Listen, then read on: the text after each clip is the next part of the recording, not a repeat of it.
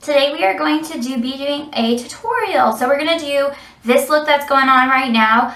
This is kind of my I'm going to the beach, going to the pool, going to the lake look.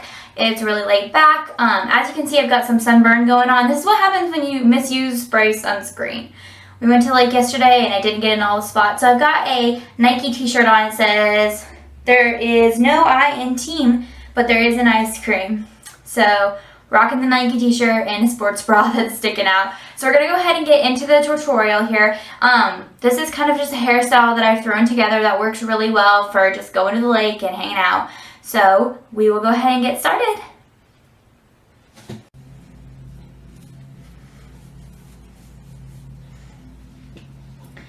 Alright, the first thing we're going to do is add our dry shampoo to our hair. So I'm going to go ahead and just do that before I do my makeup. That way it can sit for a little bit and it works better if you let it sit. So I'm just going to start adding it.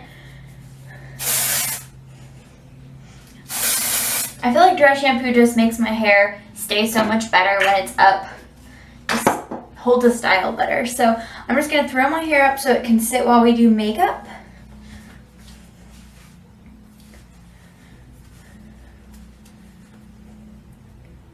Okay, so we're going to start with some sunscreen since we're going to be going outside. I'm going to use the Supergoop Anti-Aging UV Damage Repair Complex City Sunscreen Serum.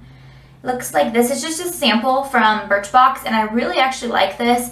I've used the sample probably 5 times so far, and I still have some left, so that's always good. So I'm just going to go ahead and apply a generous amount of this to my face. The biggest mistake people make with sunscreen is that they don't use enough, and so they get sunburned.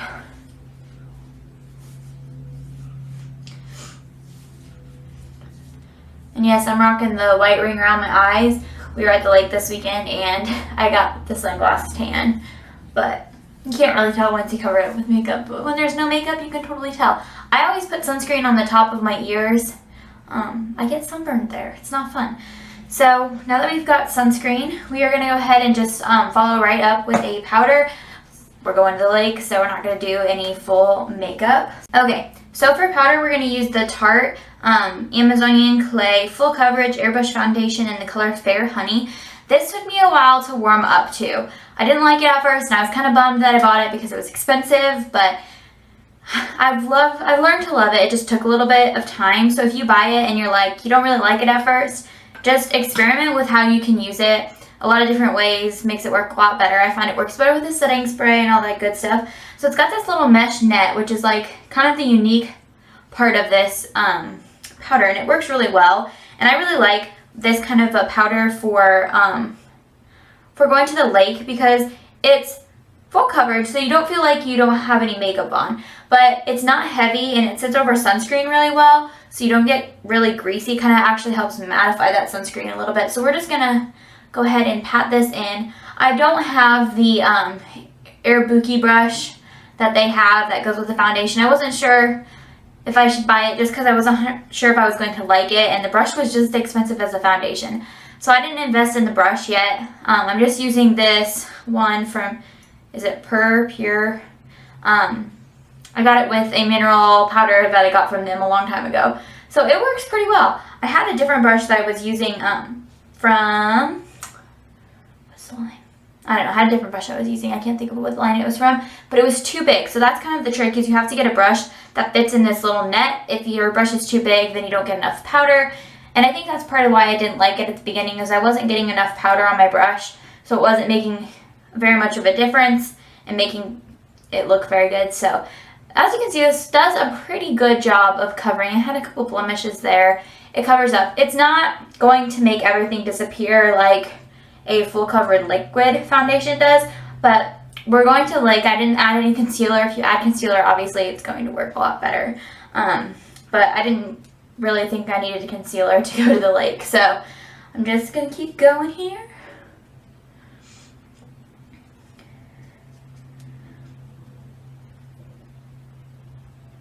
It definitely works better if you pat it in versus rub it.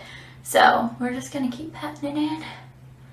So since we're going to the lake, we're not going to do any eyeshadow. We're just going to go with a waterproof mascara just to kind of keep it on. I mean, I'm not planning to get in the water, but waterproof is always good for when you're hot and sweaty so it doesn't get down on your under eye area. So I'm going to go ahead and curl my lashes.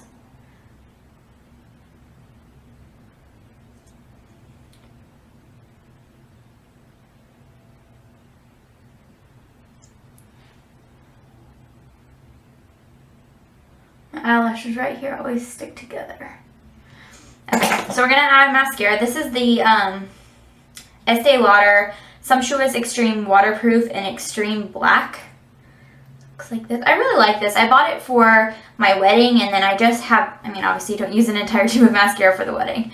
So I just have it left over. I use it not every day because it's kind of hard to get off. So if you're going to put it on, you have to be like determined to take it off again. So I'm just going to use it because it's the only waterproof one that I have right now.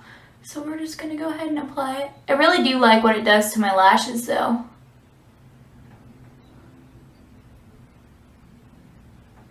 I would like to buy the non-waterproof one because I really like what it does, but I have enough mascara right now, so I'm thinking maybe I should wait. Because when you have too many open tubes of mascara, then you know they're going to go bad, and you can't ever use them all up. I don't know, what's the average time it takes to use up a tube of mascara?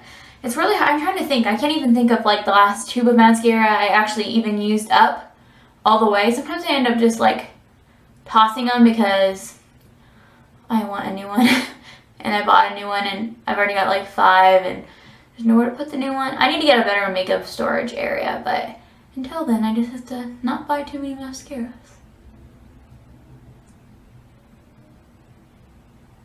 Okay, so there is the mascara. I did get some on my face. It never fails. I always get mascara somewhere around my eyes.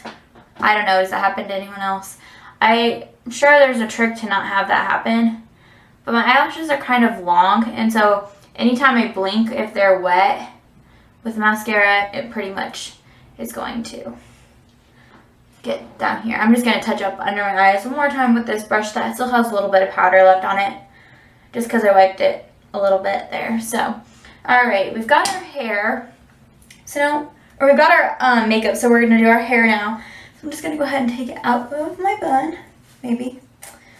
We're going to do what I like to call the twisted fishtail hair look. I kind of just took 2 hairstyles that I saw that I liked and put them together. So it's kind of cute, kind of unique.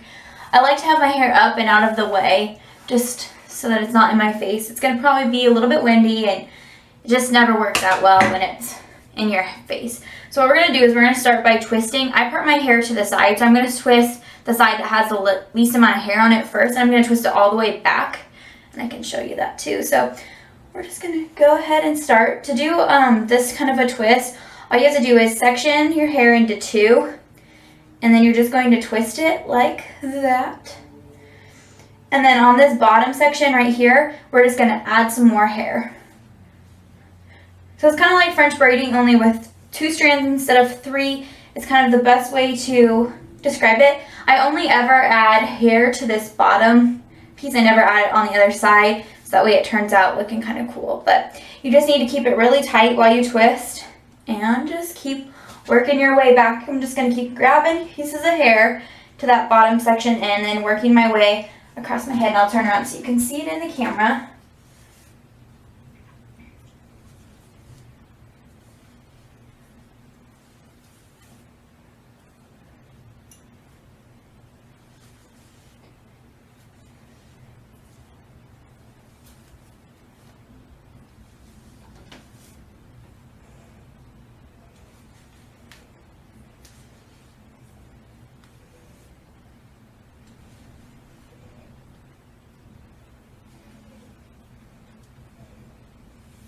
So once I get to this point, I'm going to turn back around so I can see ya.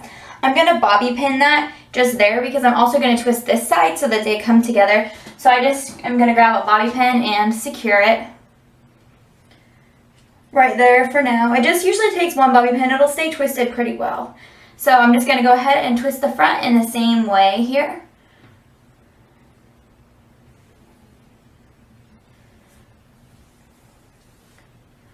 This piece of hair is weird.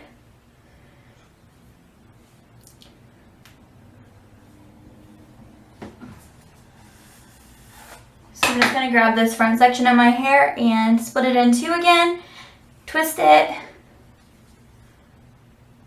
and then grab a section and just work my way back to the back of my head where it meets from the other one.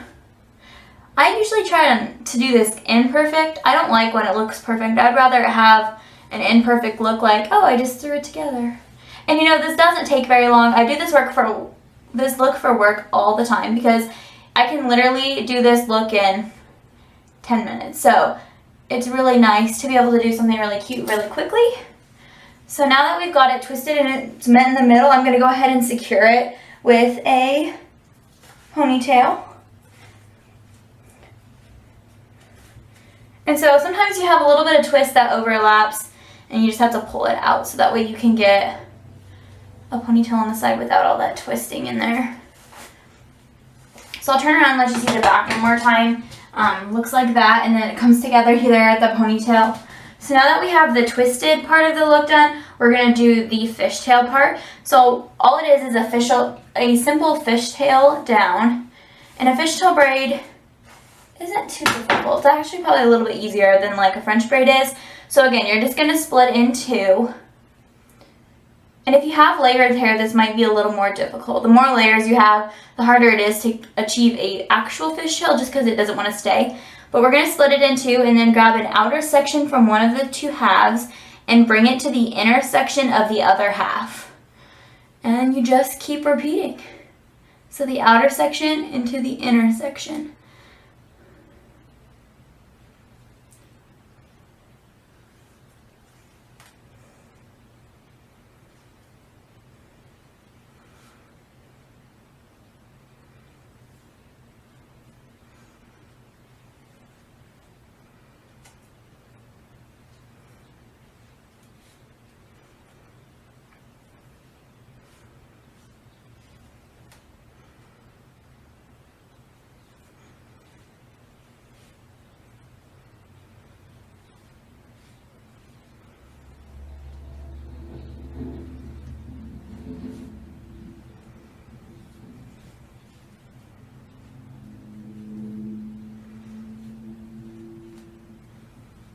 The smaller sections you do, the bigger, or the more you'll have to do, but the more like intricate your braid will look. So I'm just doing a little bit bigger sections. But you can see the fishtail starting to form there.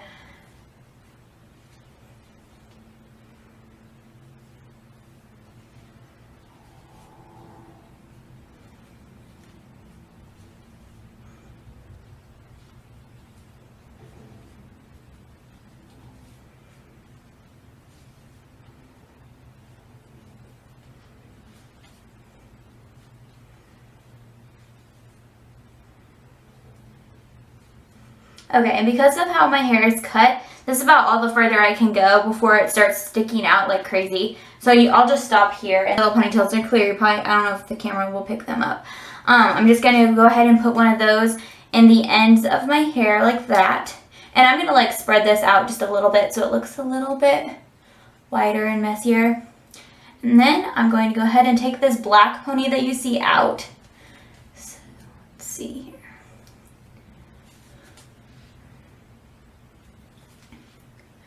Okay, then we're going to do one final step and we're going to split our hair here. And we're actually going to bring our fishtail through the hole that we make when we split it to give it kind of like an upside down look. So we're just going to go ahead and do that. And then we've got these fun little things, but we're going to go ahead and take some bobby pins and fix up any of the really loose parts. If you don't, they won't stay very well. So I'm just going to go ahead and just kind of pin those back so that they stay.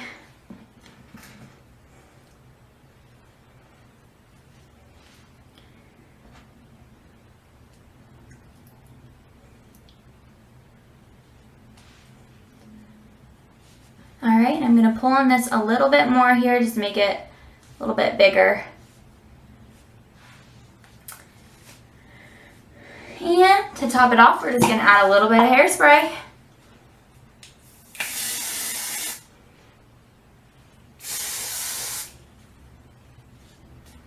Alright guys, so that is how you get this look. I hope you enjoyed the video. If you have any questions, leave it in the comments below and give it a like up. Thanks. Bye.